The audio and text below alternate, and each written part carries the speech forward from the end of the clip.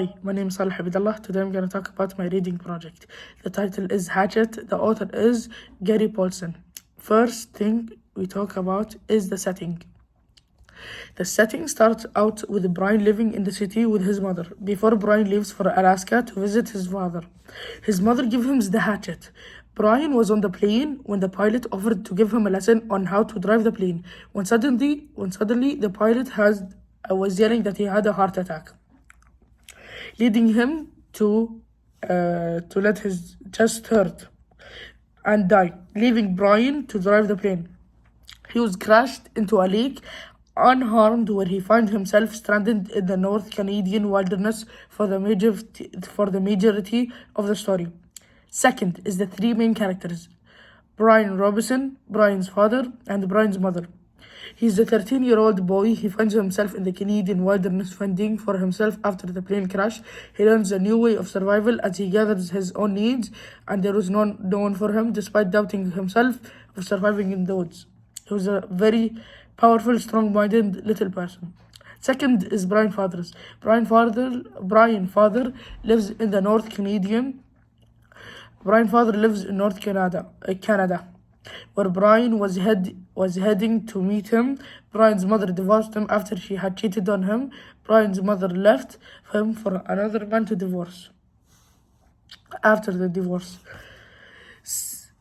Third is Brian's mother. Brian's mother kissed the pilot that was responsible for taking Brian to his father. She had given Brian the hatchet. She lives in the city of Hampton in New York. Third is the main conflict. Brian has a hard time settling in the woods after finding himself in a lake after the plane had crashed. After waking up one of the nights he had spent, he was swamped with mosquitoes. He was confronted with a bear, and he didn't know about survival in the wild.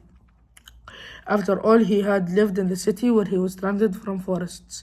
Brian had went looking for berries when he was confronted with a wild bear. The bear ended up leaving Brian alone since he did not attack him.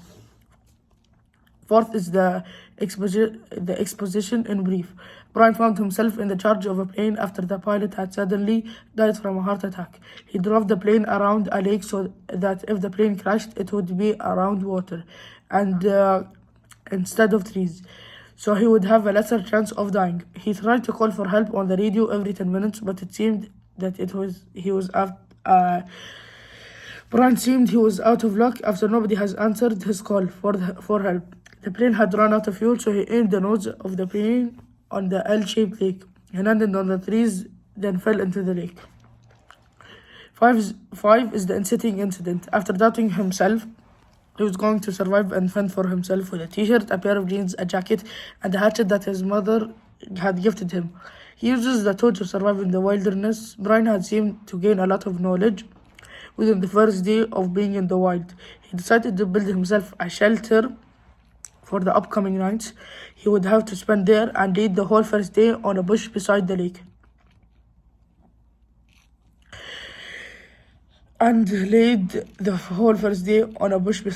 Then suddenly, Brian had some scary and annoying interactions with nature around him. Mostly animal intruding, such as a wild bear approaching him. 6 is 3 rising actions. When Brian woke up one morning, there was a heavy wind. It also started to rain very hard. Brian sat in his shelter waiting for the storm to end, but it got even worse. It was the tornado. He heard trees falling over in the distance, and he had to clamp on the rocks so that he wouldn't fall over. When Brian tried to get into the plane through cutting a hole in the plane with a hatchet, it fell in the water, but he luckily managed to get it. After finally getting into the plane to get a survival kit, he saw the remains of the dead pilot in the plane.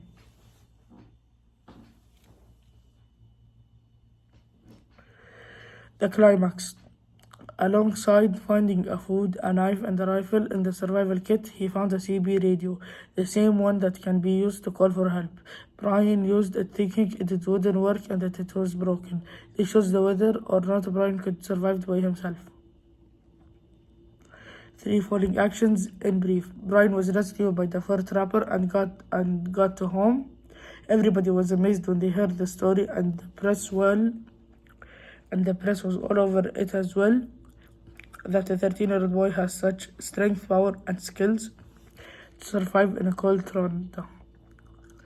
Ninth is the resolution in brief. Brian went to his father dying to tell him about the secret he knows about his mother cheating on him before getting divorced.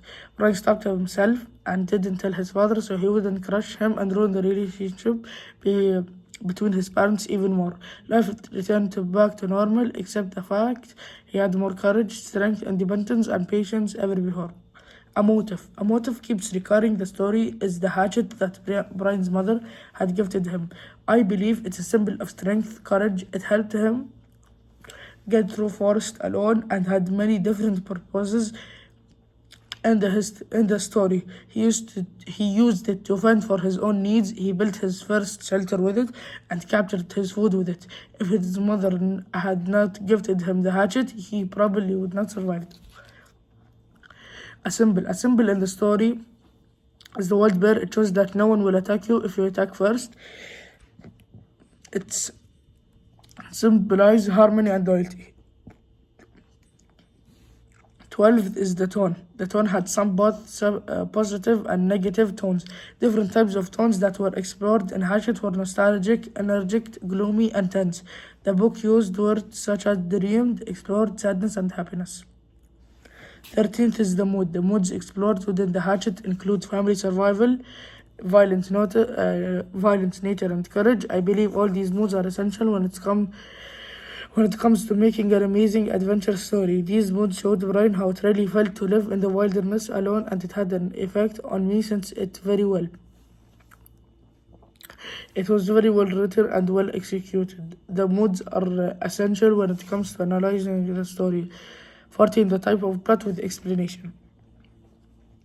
The type of plot is obviously adventure, as it shows Brian take an experience he had never done before. He was in the Canadian wilderness alone.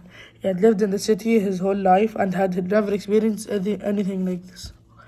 15th is something I learned from this book. Hatchet appealed to me since it is a story about a teenage adventure and experience. I was trying to think what I would do if I were in Brian's shoes. While reading, I believe he was courageous and strong. He was constantly considering what he could do to stay alive. The part of the book that I didn't like was how long everything he did seemed to take. Starting a fire or catching a fish seemed to take several days, and it was hard for Brian as if while I was there. I didn't enjoy the final ending. It seemed unrealistic to me to have a tornado pass through and then have the plane's tail sticking out the water. Then unexpectedly, he realizes that the survival kit is still in the plane.